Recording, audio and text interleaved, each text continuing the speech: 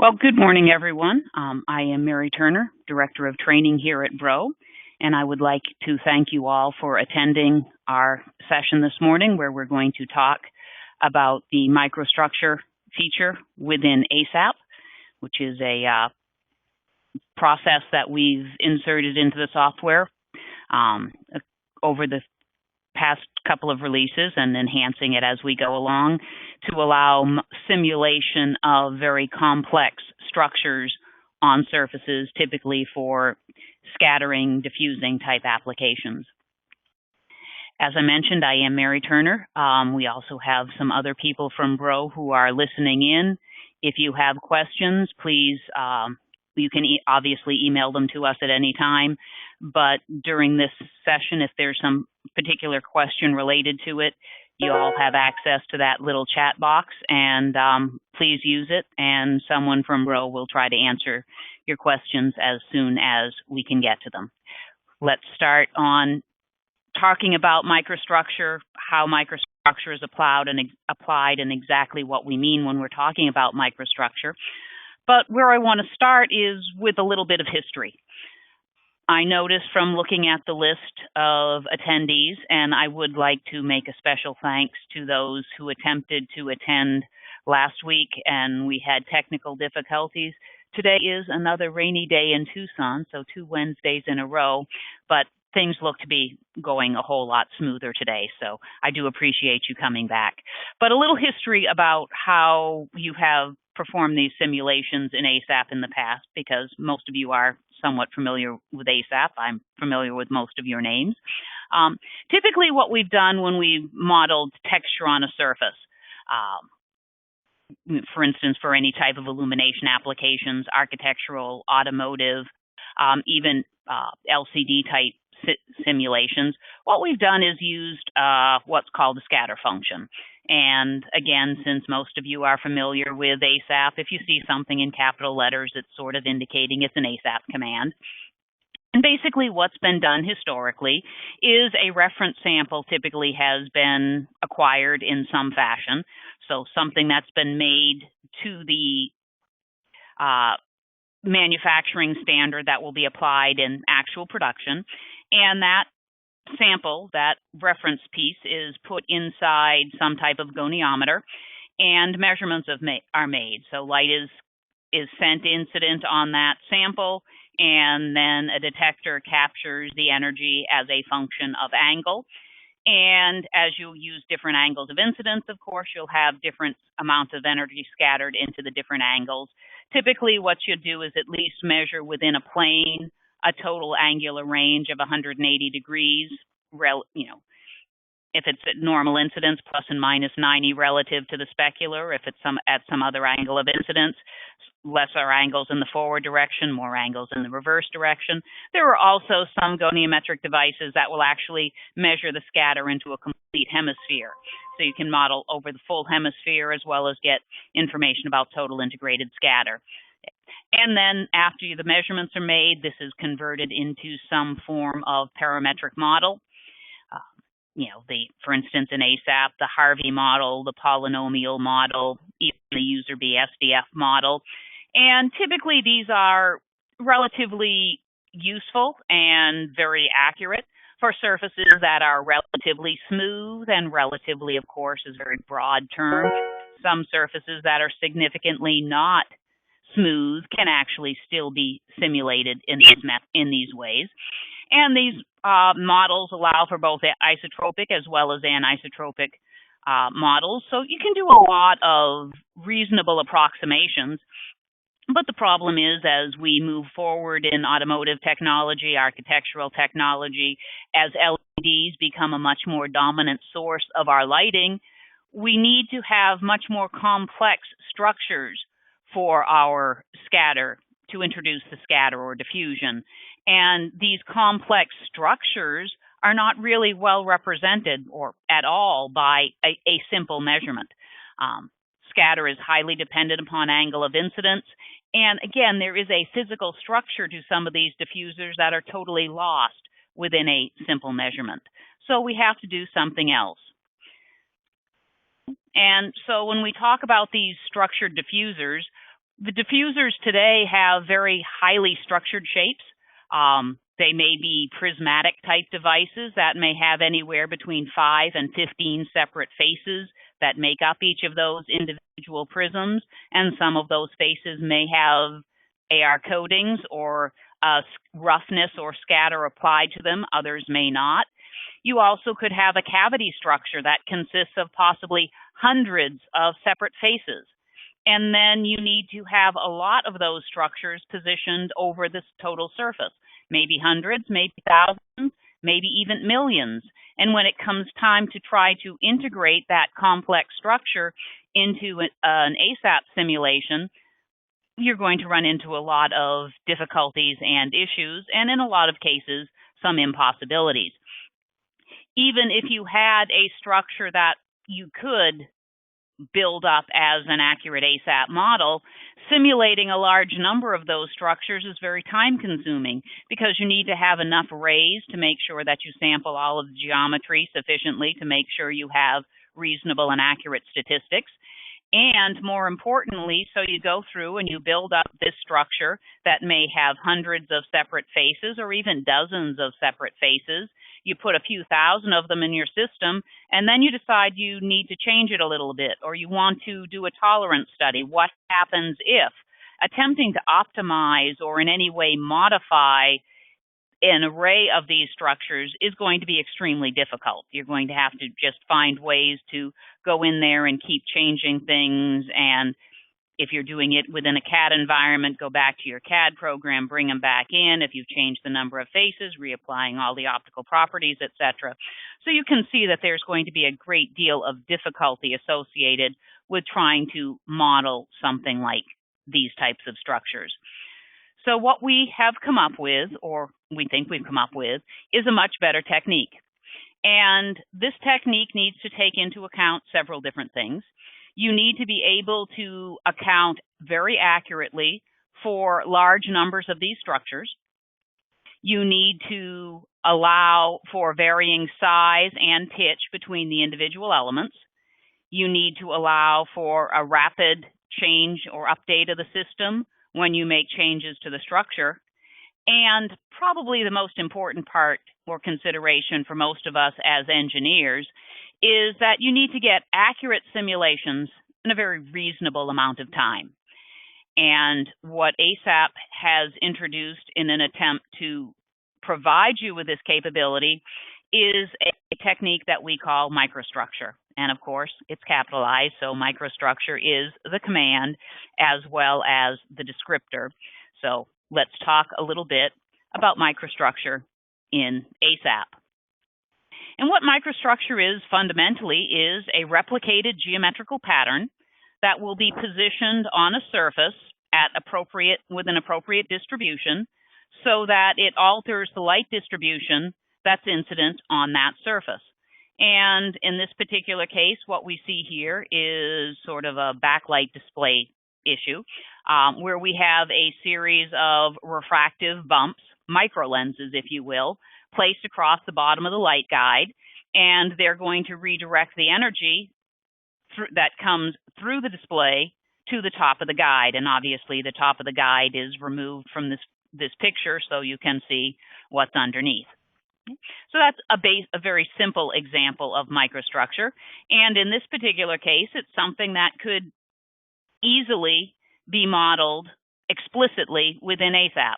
You could go in and you could create this array of these lens structures, microlenses, if you will.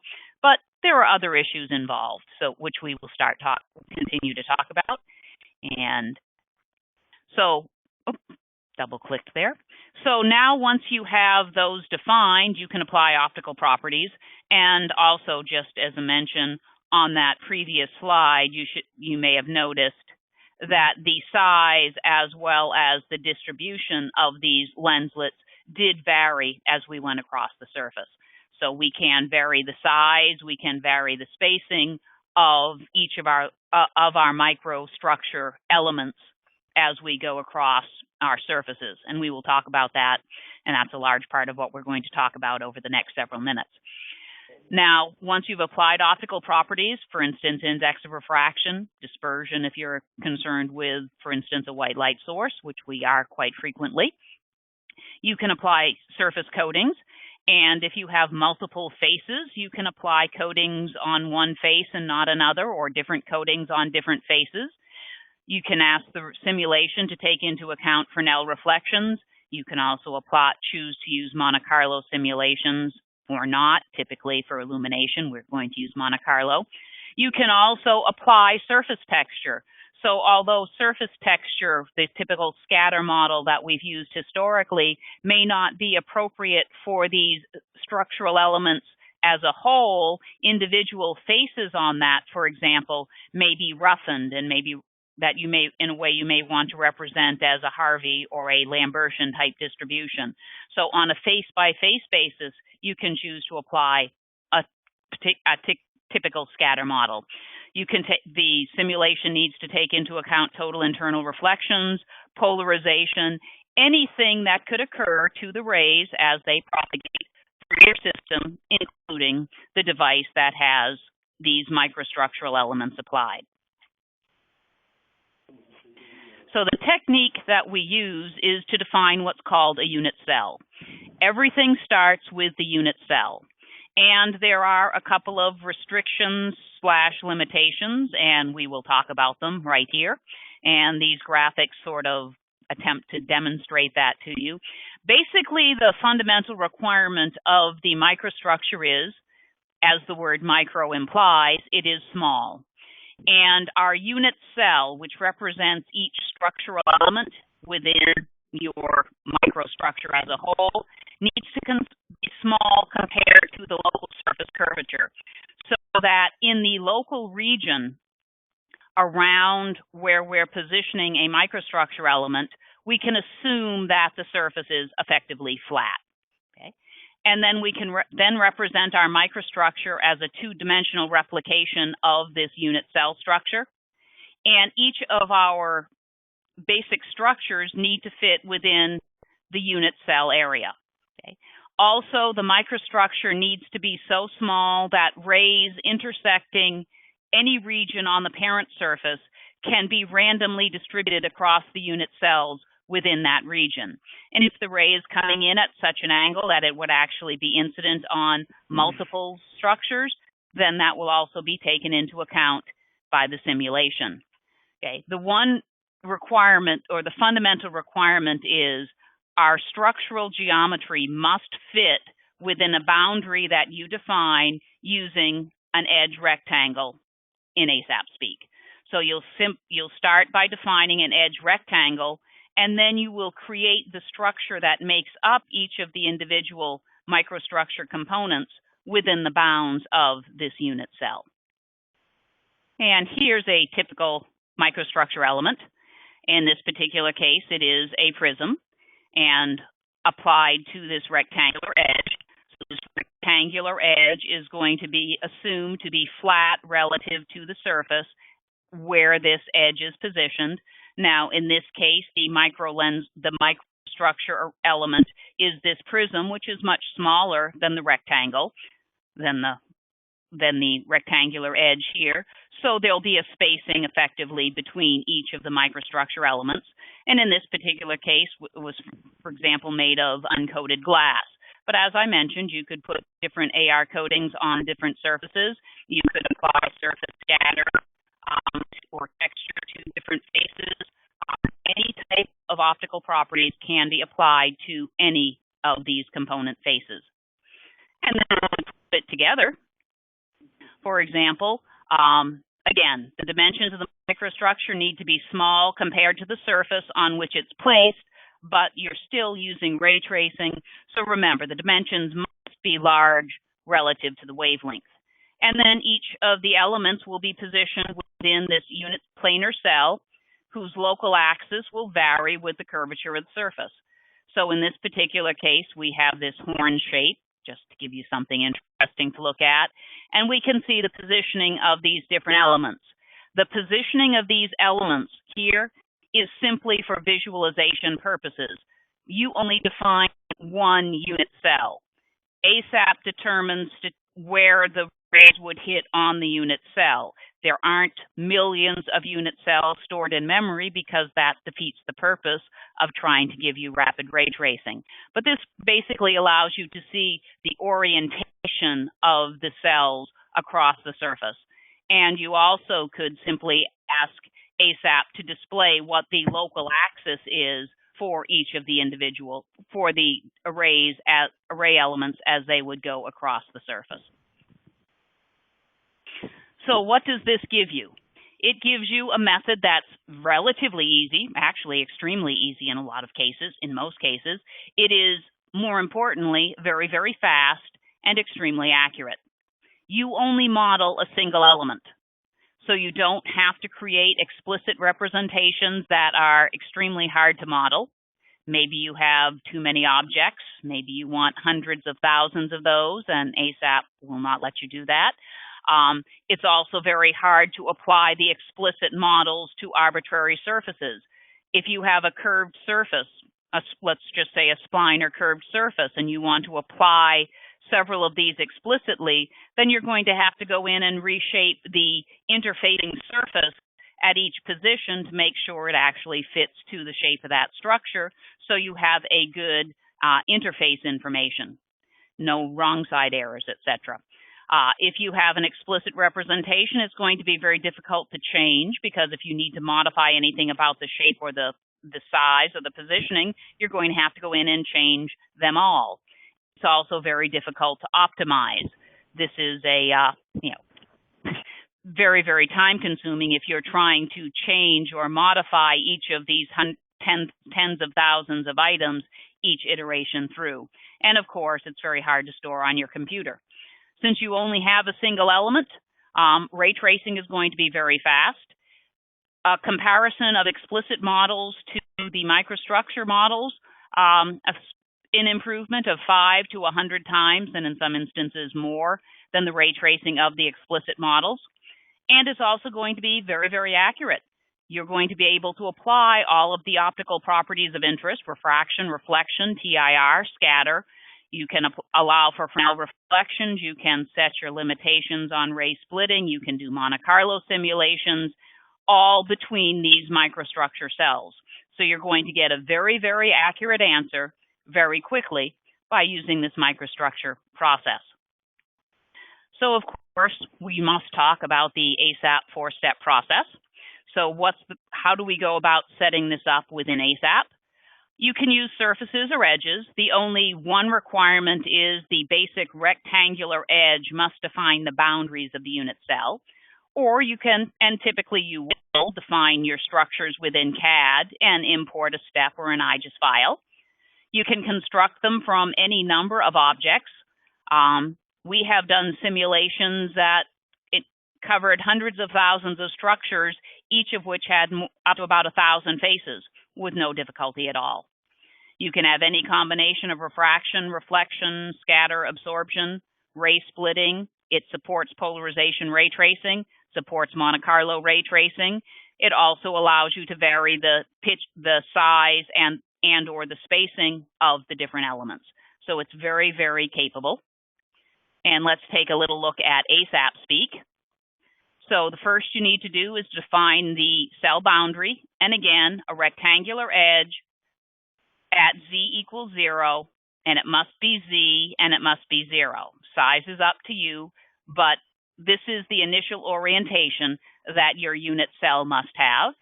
And now you'll define the geometry. So for these little micro lenslets, we define them using an ellipsoid and bounded them as well.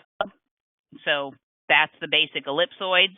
And then we defined a microstructure. Now, just as to reemphasize, although we're defining this as part of a model, which is the typical scatter definition within ASAP, these are not scatter simulations. These are ray tracing based on the actual microstructure, but just in sort of maintaining the standard hierarchy of ASAP script definitions, this is where we chose to position the microstructure. You can define the axis of the symmetry axis, and You can define the symmetry axis in global space or local space, and this simply indicates which which objects make up the microstructure. But again, real rays are traced through the real peen geometry, even though it looks like it's a simple model. And then to apply it to a surface, simple standard interface command, and then we apply our scatter model. So far, what we've been looking at is the basic application of the microstructure. We've looked at how we might define structures, how it affects the basic ASAP four-step process in defining your system, doing your ray tracing, and performing an analysis. And that's the general information you need to go about using microstructures as part of your simulations. But of course, what you probably also want to see is how does it work in the real world, if you will. And what I'd like to close with then is just show you a couple of comparisons of models where the microstructure can appropriately be used, but also with systems that we could actually ray trace explicitly. And the first we'll look at is this light guide. And in the explicit model, these individual peens were all defined as separate components in the system. And you'll notice there's a relatively large number, or a moderately large number, and that their positioning and size across the face of the light guide does change. So again, a very realistic model of this type of light guide. And here is the result of the ray trace simulation. In this particular case, we modeled effectively the same structure, but we only defined a single unit cell and used the microstructure approach to effectively create the full geometry. And here is the result of that particular ray trace. And I think you'll agree that for all purposes, practical purposes in an illumination analysis, the results of these two ray traces are identical. The key difference in this particular case is that the unit cell approach traced 5 times faster. So again, exactly the same results, but with a significant saving in time for the ray trace, and also, and probably more importantly, in time necessary to construct the geometric representation initially. And another more complete visualization, this is the case of a bicycle tail lamp. And what we see is a ring pattern of LEDs, and we have our red dome light, if you will. But between the LEDs and the outer red plastic, we have this prismatic structure that acts as a diffuser. Let's take a look at that a little bit more closely. And what we're doing is looking at a rendering of this within ASAP to allow you to see sort of the shape as well as the orientation and positioning of the microstructure across this diffusing dome. And again, we'll talk of the ray trace simulation. This model could also have been built up rigorously and completely within ASAP, or we could have used the unit cell approach. And here are the light intensity profiles at the output of those bicycle safety lamps. And again, I think you can agree that we have identical results between the two simulations. However, when we use the explicit model, ray trace time alone was 10 CPU hours, and the unit cell model approach, however, was only 0.3 CPU hours. And again, obviously, the amount of time it requires to create a single model of the prism versus creating all of the individual prismatic structures is also a significant benefit that isn't really accounted for in this particular calculation. So what I'm hoping you can see from this discussion of microstructure is that microstructure allows you to define very, very complex diffusing structures used in illumination applications or other applications to very high accuracy, but with a significant savings in both design time as well as ray tracing time. I'd like to thank you all for tuning in to this webinar. And if you have any questions at all related to the microstructure process within ASAP, we would certainly welcome you to send us an email, ask us questions. If there are other functionalities you would also like to see us talk about, please let us know about those as well. Thank you very much. Goodbye.